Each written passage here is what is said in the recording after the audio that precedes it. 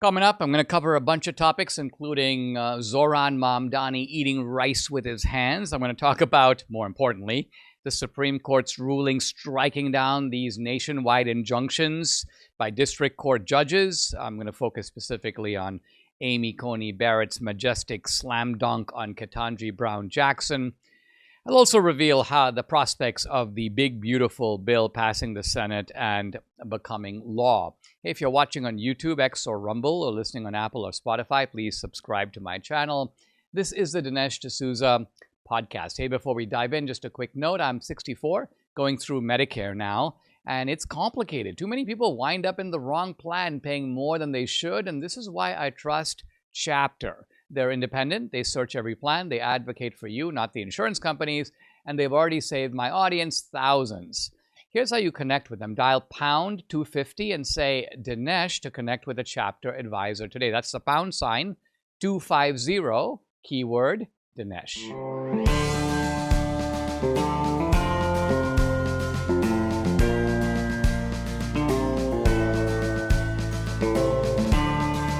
America needs this voice.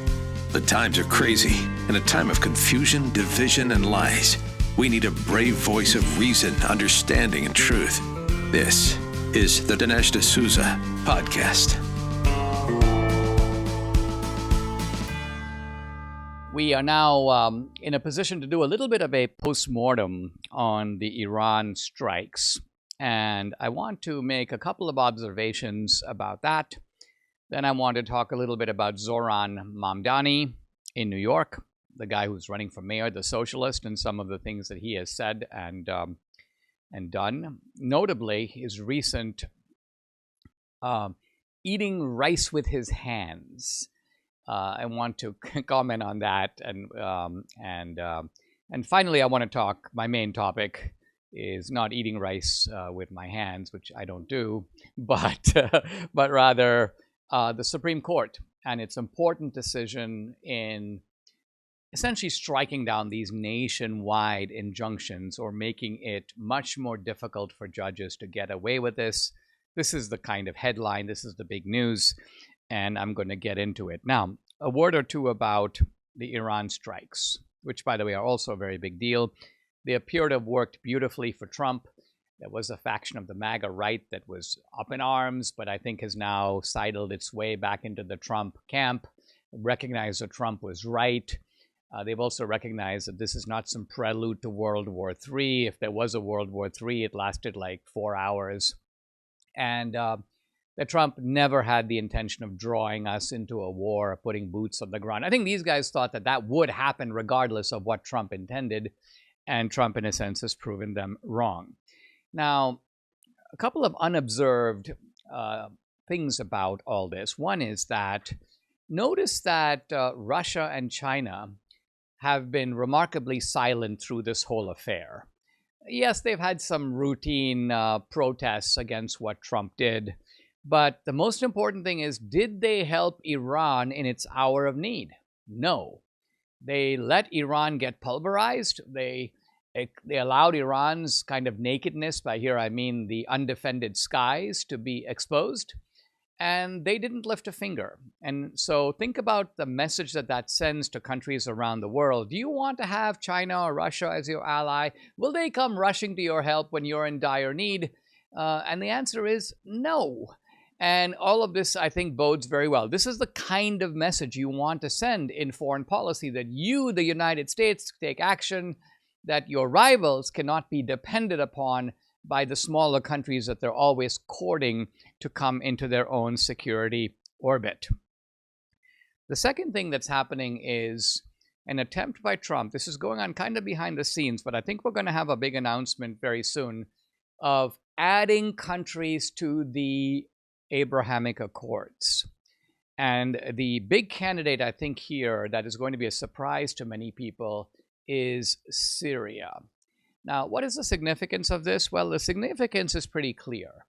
Israel has the following neighbors: Egypt on the south, Jordan, Syria, Jordan to the east, Syria, and Lebanon. Israel is currently at peace with Egypt and Jordan. And adding Syria to that list would be very good for Israel. And I think the Syrians, again, have looked around the region. They've noticed who just got pulverized. They've realized that this kind of jihadism is not really the way to go and is, in fact, signing your own kind of death warrant. And so I will not be surprised that Syria makes a deal, not just with the United States, but with Israel.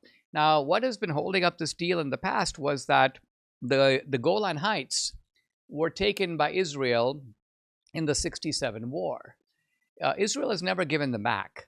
Israel gave back a large part of the Sinai that was taken from Egypt. And Israel, in effect, didn't give back, but allowed the Palestinians autonomy in the Gaza Strip, which was also captured in the '67 war.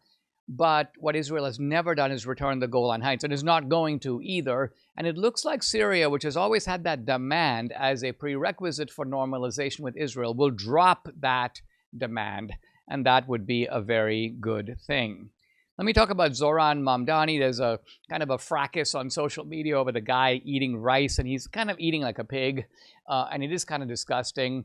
And Brandon Gill actually tweeted saying something like, aren't immigrants supposed to assimilate? Now, Brandon is getting slammed. Well, your father-in-law's from India, Brandon, as if to say that somehow my family in India is like all eating with their hands. But no, they're urban, they're educated, they're Western, they're Christian. They do eat, in fact, with a knife and fork. This is not, by the way, always the case. With immigrants. There are some immigrants who come to America, they're off the boat. And this is actually the funny pattern that you see. And I want to describe it. Debbie's laughing on the sidelines, but this is a very telling pattern. Here's the pattern. Immigrant comes off the boat, eats rice with hands. That's generation number one.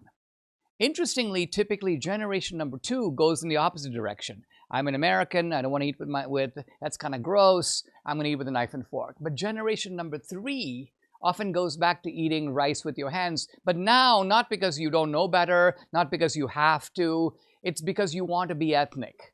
You kind of think like, oh, it's really cool to be ethnic, you know. So at least when the cameras are rolling, and this I think is what's going on with this Zoran Mamdani. This guy lives in a $2 million condo. He is very comfortable. His mother's a filmmaker. He's got lots of money. They've got properties around the world. This is what you call a limousine sort of socialist. I don't think he's eating rice with his hands. In fact, I've seen a video of the guy who is eating like a pizza or a burrito on a train, and he's using a knife and fork. So think about that. Most people would eat that with your hands. This guy knows how to eat with a knife and fork. This is ethnic performance artistry. I think that's the point. It's not an immigrant refusing to assimilate. This guy plays to the camera, and he's now in his kind of ethnic role here. I think the really scary thing about Mamdani is nothing to do with this stuff, eating the rice. It's the fact that, well, let's go through a couple of things he says. Number one, I don't think that we should have billionaires. Stupid on its face, because the country would be a lot better off if we had more millionaires, more billionaires. That would be more jobs. One of the great achievements of the West, by the way, is to create a mass affluent class, and we've done that. Obviously, there have been people who have been left behind, and that should be the main focus of our fiscal and monetary policy. But by itself, having people who are prosperous, successful, is not a bad thing. So imagine in New York, the city that, by the way, has the largest number of billionaires in the world. You have a potential mayoral candidate who says, I don't think there should be billionaires. Number two, this guy supports policies that impose costs and taxes, not just on people who are well off, but also on people who are disproportionately white. So he's a racial grievance specialist, and this is, in fact, the modern shape of socialism in our time. Socialism is not just a class phenomenon. You're targeting people who are not just well off, but also white. And Mamdani is quite explicit about that. Number three, he wants city-owned grocery stores. Now, think about what this is. This is basically now you're moving into kind of Cuban or Soviet economic systems, which have famously reduced entire populations to indigence and poverty. And this guy seems to have no idea that there's any history behind any of the things he's saying. He just says them with a certain kind of confidence. it's the confidence of the guy who's born yesterday, right? You're saying things that everyone thinks, well, we tried this. Lots of people have tried this. This has been a disastrous failure. One of the great achievements, and I remember when I first came to America, one of the most spectacular sights in the country as a whole was the grocery store. Why? Because I'd never seen supermarkets and grocery stores that were this abundant. I remember even when Yeltsin, Boris Yeltsin, the first post-Soviet head of the Soviet Union, came to America. I saw him. I didn't see him in person, but I saw him on television. He was in a grocery store in Washington, D.C., and you could see his eyes popping open, and he kept saying things like, "What's the limit? What's the limit?" And the immigrant, if you will, behind was like, "No limit, buy whatever you want." And this guy was like, "What?" He was shocked. So this is the experience of the last century or so with various types of socialism. And so this is this guy, Mamdani. And finally, probably the most incriminating of all, an earlier video, this seems to be from a few years ago, the end goal is seizing the means of production. So this is what tells me we're dealing with communism. Because seizing the means of production, there are by and large Democrats who are redistributionists, Democrats who want to end the estate tax.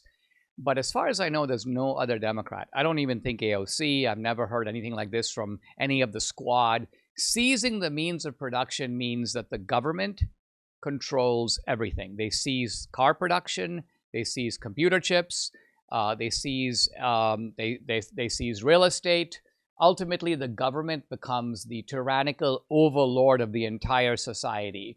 And again, Mamdani might say, well, I'm just saying these things. He's not just saying these things. In fact, he goes on, if you listen to this video, he very clearly says, we need to keep carefully in mind what our end goal is. And our end goal is, in fact, to seize the means of production. So I have little doubt. Now, can he do this all by himself? Probably not. But it is very telling if the hub of global capitalism, certainly the hub of capitalism in the United States, namely Manhattan, namely New York City, has as its mayor a guy of this atrocious caliber. We're almost in July, and that means we're days away from what has been dubbed the Rio Reset, what may be the greatest threat to the US dollar's global dominance in over 80 years. On July 6th, BRICS nations, Russia, China, India, Iran, many more, are expected to unveil their plans to circumvent the US dollar, possibly cratering its value. They've been laying the groundwork as their central banks have been methodically divesting from the US dollar and US bonds in favor of gold. Now, how can you protect your savings, your IRA, your 401k from the potential fallout from this meeting? Well, you can diversify with gold from Birch Gold Group. Historically, gold can be a safe haven in times of high uncertainty, which certainly is right now. Get a free information kit on tax-sheltered gold IRAs by texting my name, Dinesh, to 989898. July 6 marks a major meeting among nations that control 1/3 of the world's GDP. Arm yourself, like Debbie and I have, with information to diversify your retirement savings. How do you do that? Text Dinesh to the number 989898. Claim your free information kit from Birch Gold. Trump country is booming. We're building, hiring, and winning in America because energy tax credits put America first, bringing manufacturing jobs home and creating a stronger middle class. Jobs and factories will come roaring back into our country. More production at home will mean stronger competition and lower prices for consumers. And America's comeback depends on American energy. President Trump, keep what works. Don't repeal energy tax credits. Paid for by Built for America. All right, let's talk about this big Supreme Court decision, which was ostensibly about birthright citizenship, but had behind it a much bigger issue. In fact, such a big issue that if you had given me a choice, I would say I would rather that Trump win on this, even if he loses on birthright citizenship. I'm not saying he should lose or that he will lose. I'm simply saying that if I had to pick one or the other, I would choose to win on this other issue. What's the other issue? Nationwide injunctions. We have really seen, since Trump stepped into office, an incredible surge of judges stopping everything he does, left and right. all over the place. Even things that Trump does that are squarely within his authority, some judge somewhere, it could be Seattle, it could be LA, it could be Boston, slaps a nationwide injunction and says, you can't do this, at least until we work it all out legally in my courtroom. And here comes the Supreme Court smacking that down and basically saying, enough. This has got to stop. And the author of this majority opinion is none other than Amy Coney Barrett. Now, initially, if you had told me it's Amy Coney Barrett, I would have expected kind of a soft opinion, not the kind of opinion that you would get, let's say, from a Gorsuch or from an Alito, or let alone a Thomas. But it turns out Amy Coney Barrett goes into the slam dunk mode and writes a sparkling, spectacular opinion that by itself, I've never been in the school that has dunked on Amy Coney Barrett like she was a terrible mistake, she's a closet liberal. I don't think she's any of that. And you certainly cannot glean that by the fact that she's in a video with Trump and she seems to be grimacing. And some people go, see, look, there it is. She hates Trump. I don't think, by the way, any of this is true. Now, am I saying that Amy Coney Barrett is, has an approach that's identical with Alito or Thomas? I'm not saying that. But I do think that she is clearly in the right wing of the court. She's by and large a pretty reliable vote. The unreliable vote, if there is one, is the Chief Justice. It's Roberts. And that's partly because, again, it's not even because Roberts isn't conservative. It's that Roberts sees himself as engaged in a certain type of balancing act. And that's why he behaves the way that he does. But let's turn to this decision. By and large, the decision does not involve a substantive ruling on birthright citizenship. They don't uphold it. They don't strike it down. They basically say that issue is not being decided right now. That's something that can be worked out through the lower courts and then appealed up as needed. But the issue that is decided is the issue of the nationwide injunctions. And here is what Amy Coney Barrett says. She says, first of all, federal courts have never been given any authority in the Constitution or by any law to give them general oversight over the entire executive branch. Nobody said that a district court in Boston, nobody said that a district court in Chicago can somehow exercise oversight over the entire federal government, which is to say the executive branch of which is to say the President of the United States. Not only do lower courts not have this kind of authority, the Supreme Court doesn't either. This is the crusher, because we often think the Supreme Court's job is to uphold the law. The Supreme Court's job is to make sure that all the other branches are doing their job. And Amy Coney Barrett remarkably says, no, that's not the case. Each branch of government is given a certain sphere of authority, and they're supposed to do certain things about it. Now, let's say they don't do those things. What can the Supreme Court do? And Amy Coney Barrett says, in many cases, nothing. Let me give you a case in point. Let's say we have a law, and this is, you'll see the example is taken right out of the Biden years. We have a law that says that you have to, that distinguishes between legals and illegals. And the law basically says that only these people are legal and these people are not legal. And yet the Biden administration, flouting that law, has been allowing illegals into the country. Millions of them. Why hasn't the Supreme Court stopped it?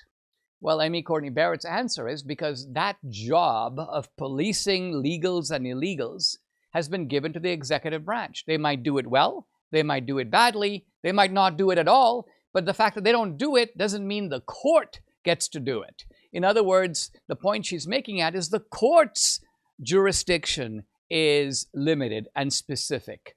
And so in a crushing line directed specifically at Ketanji Jackson, but in a way it applies more broadly, she goes in effect that the solution to an imperial executive, you want to curb the power of an imperial executive?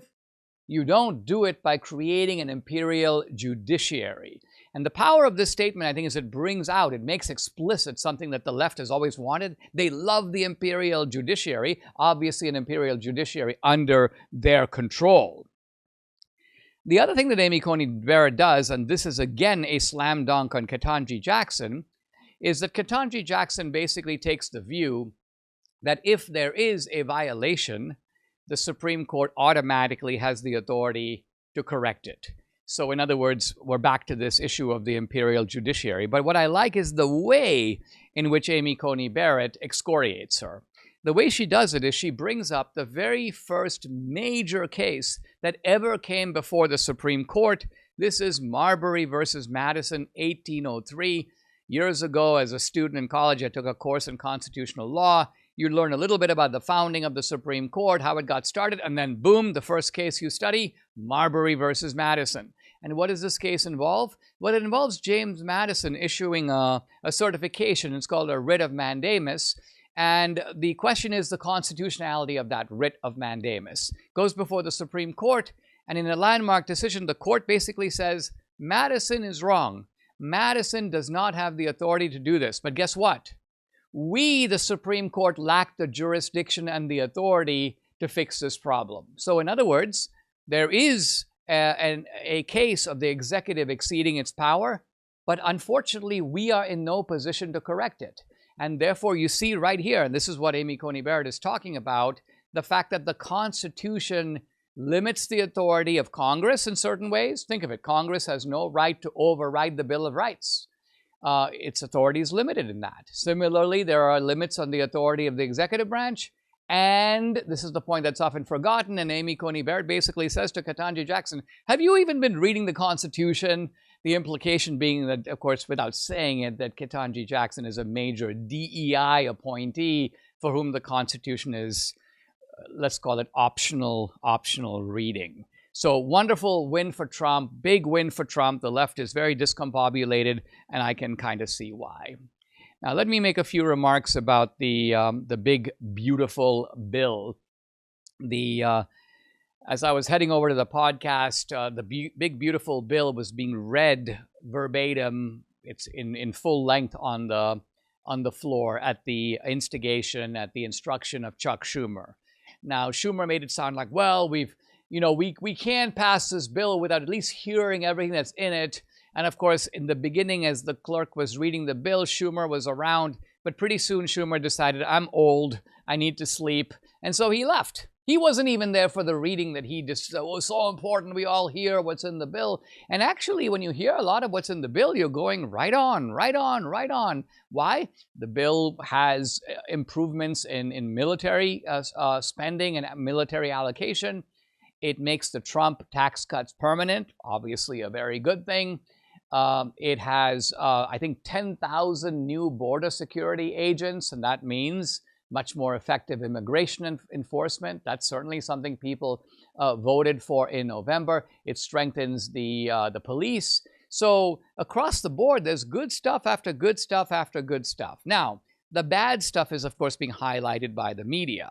One of the most common refrains is that, well, several million people are going to lose health care benefits. And I think it's very interesting that these Democrats keep saying several million people. They don't actually say several million citizens. Why? Because what the bill does do is it strips free health care from illegals. Aha!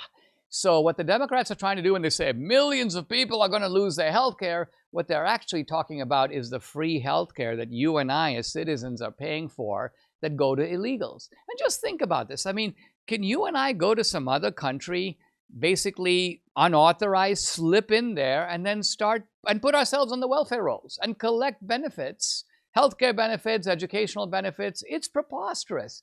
And when we're a country that is seriously in debt. I just saw Senator Hickenlooper, and he's like, when the wealthiest country in the world cannot provide free healthcare, something is very wrong.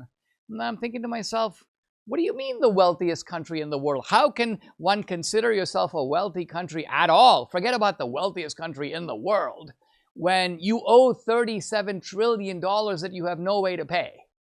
How would you consider that wealthy? Elon Musk has a great deal of money.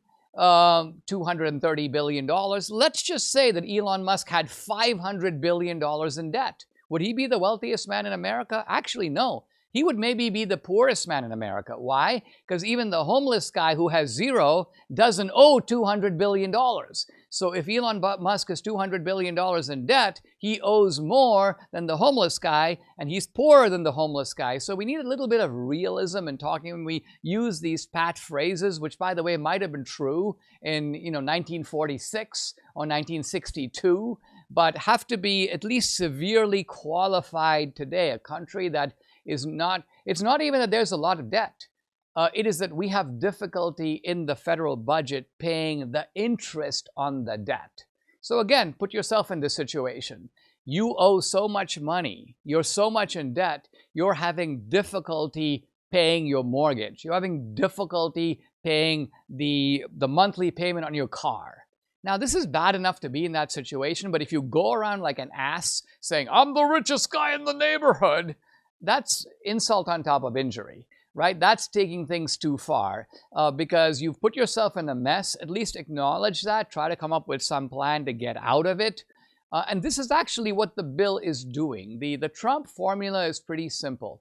Let's do a lot of good things with the economy. We don't have a way to cut entitlements, so we're going to let them be for right now. We're going to try to create an engine of economic growth, and we're going to, in a sense, grow ourselves out of this problem, or we're going to grow ourselves into a position where the problem starts diminishing, if only slightly, in size. It's a gamble. I don't deny it. But I think on balance, it's a worthwhile gamble. I think the good news is that the Senate is going to pass this, probably narrowly, maybe even with J.D. Vance casting the tie-breaking vote. Then there's going to be some reconciliation with the House. The big, beautiful bill, and I'm not sure it's big. I'm not sure how beautiful it is. It has some beautiful parts to it. But nevertheless, this big, beautiful bill, I think, is going to become law in a few weeks. You know, when I flip a container around and can't pronounce or recognize the ingredients, well, I put it back. That's why you're going to find Balance of Nature's fruit and veggie supplements on a shelf in my home.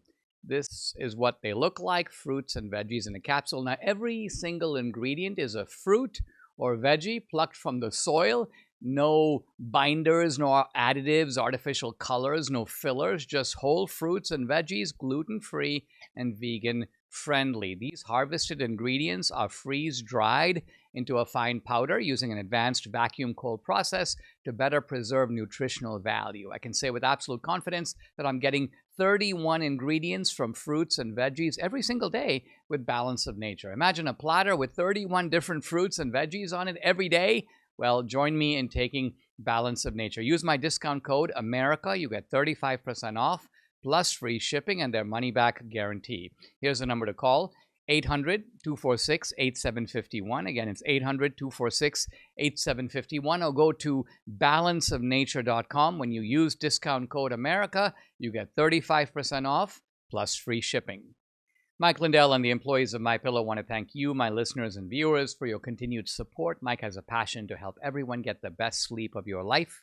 He didn't just stop by creating the best pillow, he's also created the best bed sheets ever. I want to talk to you about the Percale bed sheets. Mike is offering an incredible deal. You can get a set for as low as $24.98. Now, the MyPillow Percale sheets are breathable. They have a cool, crisp feel. They have deep pockets to fit over any mattress. They look and feel great, which means a better night's sleep for me, which is important for my busy schedule. Now, for a limited time, when your order is over $100, you get $100 in free digital gifts. So take advantage.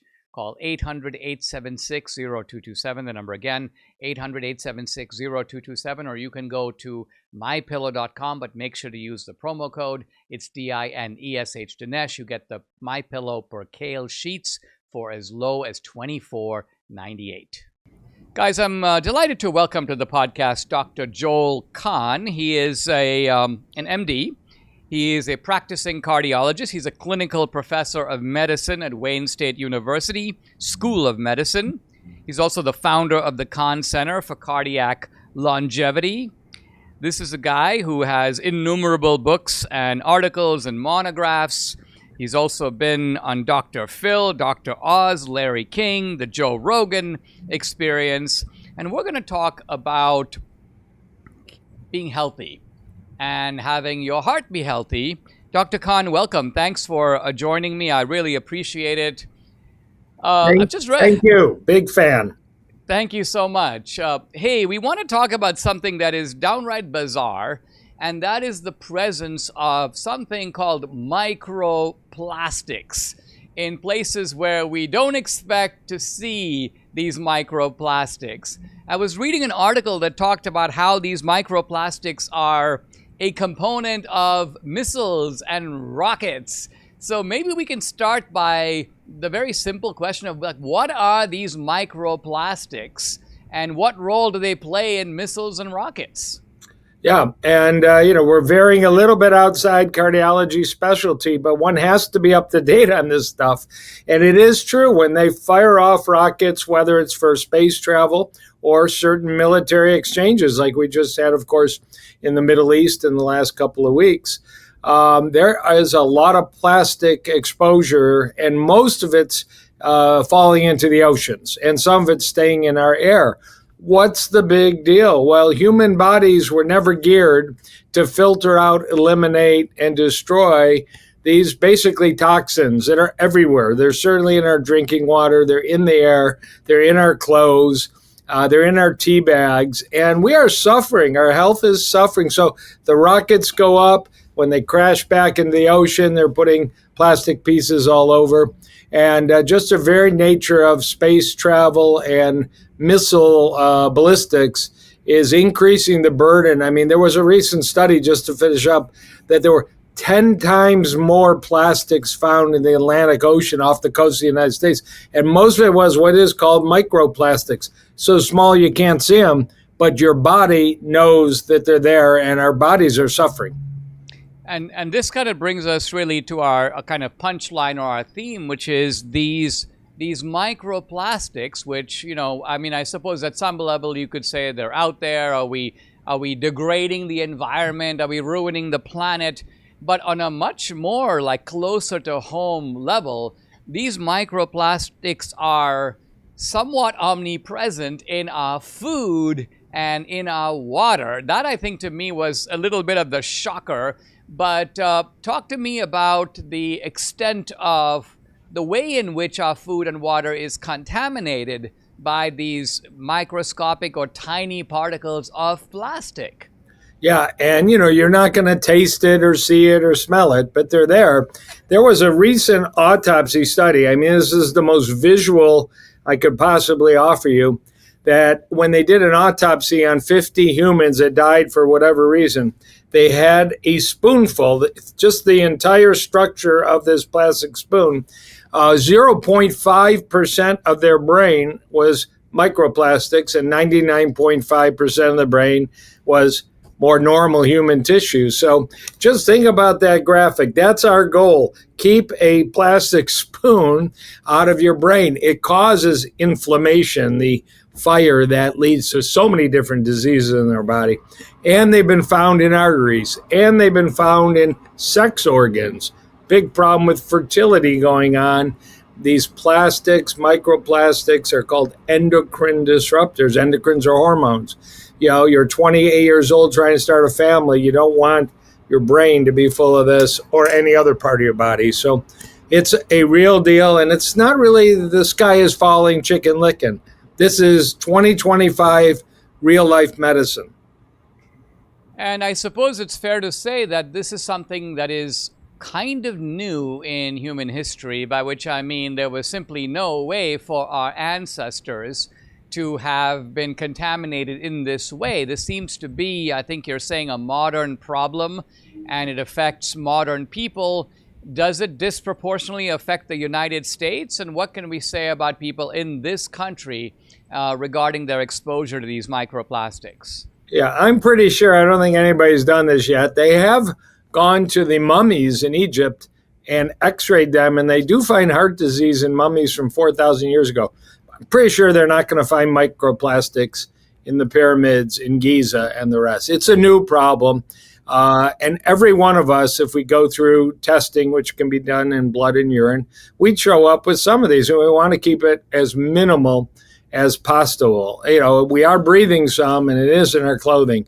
It's mainly food and water and food packaging and food preparation, and even those thermal receipts. Everybody gets a receipt at a restaurant. They actually seep into your skin. That's called an endocrine disruptor, a little different than microplastics, but they are there. So we just want to get our guard up. A recent study in the United States said food varies greatly the more processed your food. That fast food, number one on the list of the most microplastics was actually breaded shrimp, followed by fish sticks. Those were the two highest in microplastics. Way down when you get to fruits and vegetables, and even the lowest on the list was tofu, of all things. So it's worth knowing a bit about this and taking precautions, because assume you've got them in your body, they're causing inflammation. You don't want plastics in your body. No, I've heard, and I'm no expert on this, but that inflammation is kind of the root, not of all problems perhaps, but a lot of things, and that inflammation is a characteristic of heart attacks, of strokes, of clots. Is that correct, that if we can bring down the inflammation in our bodies, we'd all be doing a lot better? That's absolutely true. And you have to also link it to cancer development, dementia development, diabetes development, all these chronic diseases that we're living longer, into our 70s, 80s, occasionally beyond, but we're not necessarily living better. And if you can master inflammation, and there is blood work, go to your primary care doc and say, can you run some tests on inflammation? Even just going to the dentist and getting regular dental care can lower inflammation. But the plastics, the microplastics are fueling and firing up inflammation. And so we do need an antidote to deal with this, other than the obvious. Take some precautions in your life and limit the amount of plastics that only modern society has had to deal with. Talk about ways in which we can combat all this, because, one of the things that happens when we hear about these things is you're aware of a social problem, but, what the heck can I do to reduce the microplastics in the air? Not a lot, but what I can do is figure out ways that I can protect myself against the influence of these endocrine disruptors, as you call them. So what's the remedy? Yeah, and you can run, you can't hide, and we have to be practical people. So if you can limit or eliminate plastic bottles, particularly if you've got in your car on a 90-degree day a plastic bottle and it's just sitting there baking and baking, you're just drinking a soup of endocrine disruptors in plastic bottles. And if you're buying food meal after meal, it's all wrapped in plastic, particularly if you heat it up in a microwave, you're just creating a plastic soup. So take those precautions. Things like water filters at home and air filters at home are really in modern life. Certainly if you live around fires. I'm in Detroit, and we've had this Canadian smoke that keeps coming in for months and months. So a home or office air filter is really not an exotic hippie kind of thing. It's a smart thing. But, the most novel way I know to deal with these microplastics, particularly those that we eat or drink, is to take good care of your gut, your GI system. And it turns out fermented foods, traditional foods, every tradition has some fermented foods going back. But the one that's taken the world by storm is the Korean version of fermented foods called kimchi. And there actually is a research study a few years ago that some of the bacteria, the good, friendly bacteria that feed our gut in kimchi, traditional cabbage-based fermented food, can fight off some of these endocrine disruptors. So why not block it right from the beginning and not even deal with it by either adding fermented foods, or you can supplement with fermented foods, and kimchi is by far the star. I mean, that's pretty interesting because, I'm just speaking for my wife and I. We're certainly not like regular Korean restaurant, patrons. And so we're always looking, if something is good for you, you're looking for a way to ingest it that's really easy and doesn't require you to be, making dinner plans that you don't necessarily want to make. Talk a little bit about this product, which I've talked about on the podcast before, Kimchi One, because to me, it is like a kind of like an easy solution, right? It's capsules. You take, what is it, 1 a day or 2 a day, pop them in, take them, and you're done, right? Yeah, I have. This is my personal bottle, so it's not here specifically for this interview. Within the last couple of years, I kept seeing medical articles. Kimchi, cholesterol reduction. Kimchi, blood sugar improvements. Kimchi, the gut being healthier. These are human studies. And same thing, I turned to my wife and said, where's kimchi in our refrigerator? It wasn't our traditional background food either. And it was very funny. I was actually watching YouTube about 1.5 years ago, and I saw this product advertised. I said, I can't believe somebody actually thought of drying kimchi, good quality kimchi, drying it, pulverizing it into a capsule. So yes, I will on occasion have kimchi in my refrigerator. We haven't yet taken the step of making it at home, but every day, it's actually 3 capsules a day. I will, protect myself, put some armor on when I walk into the world of unclean air, unclean water, unclean food. And I know that it has settled my gut down. It's a very healthy gut at this point. So I think it's a great, great habit for everybody to grab onto. I just had a funny thought, which is linked to a conversation that Debbie and I were having last Friday. It has to do with this guy who is apparently the smartest guy in the world. I don't know if you heard about this kid. He's got an IQ of something like 246. He blows away Einstein by a mile. And he's on social media, and it's interesting because he's kind of a character, but he's Korean. And so I'm chuckling to myself because I'm like, I wonder if this guy's taking a bunch of kimchi and it's helping him with his brain function, because this guy's like off the charts completely. But what you're saying is that this is a product that has a lot of benefits. We probably, most of us, don't take it in any regular way, and this is an easy way to take it, is just in the form of capsules. Let me recapitulate here, because look, I mean, what I want is for people to get this through a product that endorses this podcast, and that's Brightcore. So they've got a great offer for you to get this stuff very easily. It's 25% off your order of Kimchi 1, but you got to use my promo code, which is Dinesh.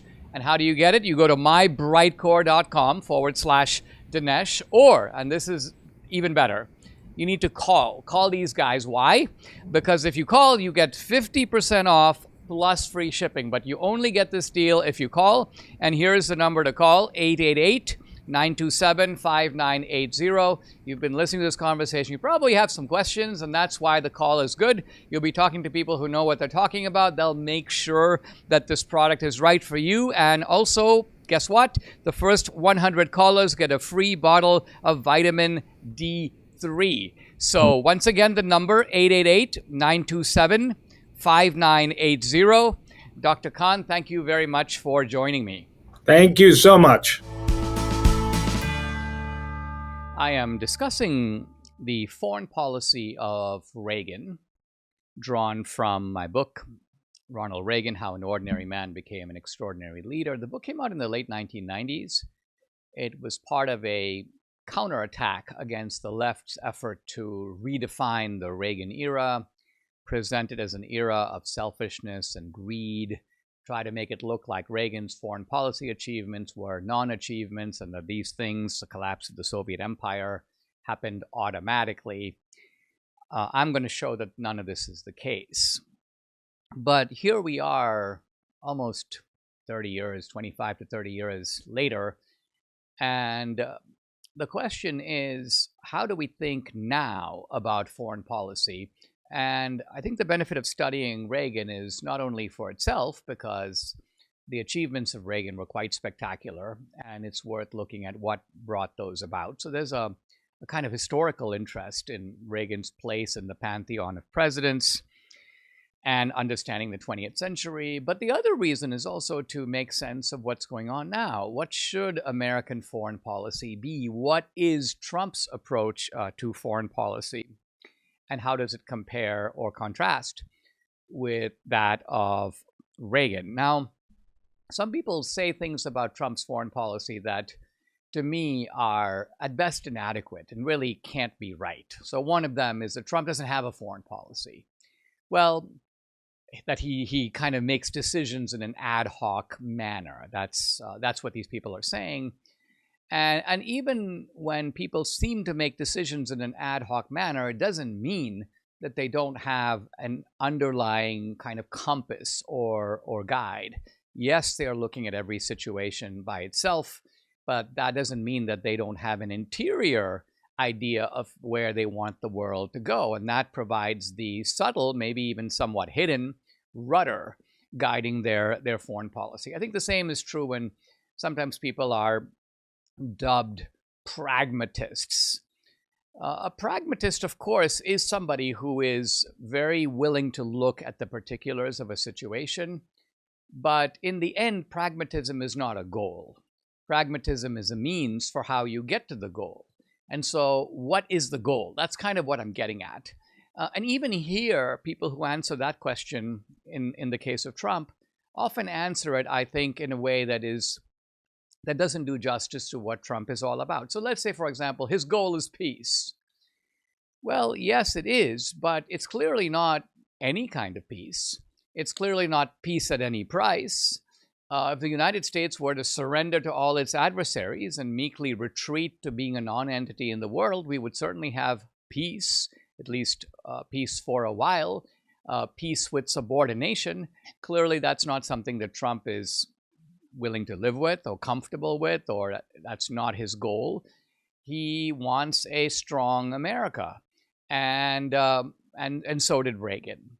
Now, let's look at Reagan a little more closely to see what that meant in practice for him. Here we start with the debate about the collapse of the Soviet Union, a debate that to this day is not fully settled. And in fact, a lot of the information that you get about it in the textbooks and the History Channel is at best biased and really, I think, quite flawed. So one of the ideas is that, this is coming from the left, there's really no mystery about why the Soviet Union collapsed. It collapsed of its own weight. It was brought down almost, you could say, by gravity. The Soviet Union, according to this view, had chronic economic problems. Remember, the Soviets had bad harvests going back to the 19-teens and the 20s and the 30s. So here's Strobe Talbot. The Soviet system has gone into meltdown because of inadequacies and defects at its core, not because of anything that the outside world has done. And this view is also echoed by the great architect of containment, George Kennan, the diplomat, the famous diplomat from the middle of the 20th century. He says communism was not defeated, it committed suicide. And yeah, it might have been a kind of assisted suicide, kind of a suicide with medical help. But who was the physician? Not Reagan. It was Gorbachev. He was the sort of Dr. Kevorkian, if you get this analogy, who helped to bring this suicide about. And so in this view, the doves, or the liberals in the great debate over the Cold War were right. Why? Because they had accused the Reagan administration of exaggerating the Soviet threat. They said it was based on fears that turned out to be misplaced. And they say that to the degree that Reagan did anything, he pursued a bipartisan foreign policy that went all the way back to Truman, was supported by Republicans and Democrats. And in fact, Reagan, if anything, delayed the collapse of the Soviet Union. Here's George Kennan. The extreme militarization pursued by Reagan and the hardliners, he says, quote, consistently strengthened hardliners in the Soviet Union. So Reagan didn't bring this about. He actually postponed the collapse of the Soviet Union. So all of these analyses, if you want to dignify them with that term, are really just impressive for their retroactive audacity. Because let's look at these critiques kind of one by one. The revisionists were certainly right that the Soviet Union had economic problems for a long time. These were not new to the 1980s. They had been going on in the 70s and the 60s and the 50s and the 40s. In fact, they're the result of socialism, right? Socialism produces economic misery. We should keep this in mind as we think about people like Mamdani, who now want to bring that to New York, bring it, in fact, to the Big Apple, the center of, in a way, global capitalism. And this does not bode well for the free future of New York, as it didn't bode well for the Soviet Union. But here's the point. Even though the Soviets had bad economic performance going a long way back, that didn't bring out the Soviet Union. Like, why did the Soviet Union collapse like in 1920, 1931, 1940, 1952? The Soviets not only did not collapse, they were able to fight World War II against a formidable Nazi foe. They were able to build a space program and put Sputnik into orbit. They were able to not only fight a Cold War, but they had a faster, more accelerated arms control program, bigger missiles, more warheads than the United States. So no peacetime implosion is automatically suggested by weak economic performance. Let's also remember historically, the Roman Empire deteriorated toward the end, but it lasted for centuries before it collapsed. The Ottoman Empire was called the sick man of Europe. In a sense, it was ailing economically, it was overextended, but guess what? It hung around until World War I. So again, history doesn't give us any clear examples where a country is in economic trouble, therefore the whole regime implodes. Now, the other point is, if the Soviet regime was so obvious that it was going to fall of its own weight, why didn't a single one of these liberals who retroactively said, yeah, of course, it's kind of like Bill Kristol, this guy, his modus operandi is he never predicts anything because he can't. When he does make predictions, they're always wrong. But whenever things happen, in retrospect, he always declares them obvious. Like, yeah, of course, yeah, sure. Yeah, the Soviet Union, of course it collapsed. I mean, it was going to collapse. Anyone could see it coming. Well, why didn't you see it coming? Why didn't you show us where you said it was going to happen beforehand? And of course he can't. In fact, the predictions he does make are inevitably wrong. Now, what about this idea that Gorbachev was the architect and designer of the Soviet collapse? Well, Gorbachev was a different guy. Let's start with that. He was not the same. If you lived through that era, as of course I did, you would see a kind of unbroken line of Soviet leaders, right? Going all the way back, there was Lenin, and there was Stalin, then there was Khrushchev, then there was, if I recall, if I'm getting it all right, I think I am, Brezhnev, and then there was, Andropov, Chernenko. So this is a very straight line. And then you have a blip, and that's this younger guy who is clearly more dynamic, certainly a little bit more Western. This is Gorbachev. And it is also true that the Politburo selected him because they wanted a different kind of a leader. But what kind of a leader? What was the Politburo trying to accomplish? And what was Gorbachev trying to accomplish? Well, you have to just go back and take a look. And it turns out they're both pretty clear about it, especially Gorbachev. First of all, he did not see his role. In fact, he emphatically denied that his goal was to bring down the Soviet Union. He denied it at the time, and he denied it afterward. In fact, he said on multiple occasions that his goal was the exact opposite, to strengthen the Soviet military, to strengthen the Soviet system. So his reforms were not aimed at self-destruction. They were aimed at fortifying an otherwise ailing Soviet empire.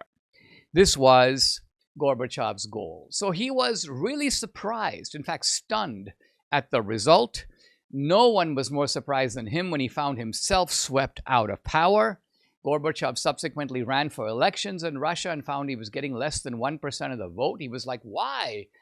So the wise men of the West, the intellectual class, proclaims Gorbachev to be this great Soviet redeemer, but it's worth noting that the Russian people have never agreed with this assessment. And nor is Gorbachev celebrated, even remembered today, in much of the Eastern Bloc. Even though Gorbachev was the direct cause of sort of lifting the chains, giving Eastern Europe a measure of freedom, the Eastern Europeans don't credit Gorbachev at all because they know that it was not his intention to free them. He let them go because he didn't really know what to do with this rebellion, this mass rebellion in Eastern Europe. He felt that he was dealing with problems within the Soviet Union itself. So this is no credit, ultimately, to Gorbachev. The credit has to go elsewhere. And, I mentioned at the beginning of this chapter, Gorbachev speaking at Stanford and talking about the Cold War and getting thunderous applause. If Gorbachev tried to do that in Hungary or the old Czechoslovakia, Romania, Bulgaria, Poland, this guy would have had rocks thrown at him. So Gorbachev was, by his own goals, by his own measure, a failure. He was a failure in that he did not achieve his goals. And that's really ultimately how you have to measure somebody, right? If Hitler sets his goal as conquering all of Europe, you just have to ask, well, did he? If Napoleon set his goal as defeating Great Britain or England, the question is, did he? If Reagan set his goal as bringing down the Soviet Empire, you have to ask, did he? And so we're going to be applying this very practical test in assessing the competence, the effectiveness of statesmen like Reagan. You can apply really the same measure to Trump. Trump set certain goals. I'm going to make America more prosperous. I'm going to make it stronger. I'm going to make America great again. And at the end of the second term, it'll be very reasonable, not only for us in the kind of MAGA camp, but for anyone in America to ask, given his goals, was he successful? He said he would do these things, and well, did he? Subscribe to the Dinesh D'Souza podcast on Apple, Google, and Spotify, or watch on Rumble, YouTube, and SalemNow.com.